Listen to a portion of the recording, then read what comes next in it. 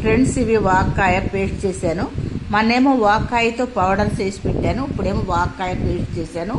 ఈ వాక్కాయల్లో కొంచెం పసుపు, కొంచెం ఉప్పు, కొంచెం నూనె వేసాను, మంచి నూనె వేసానండి.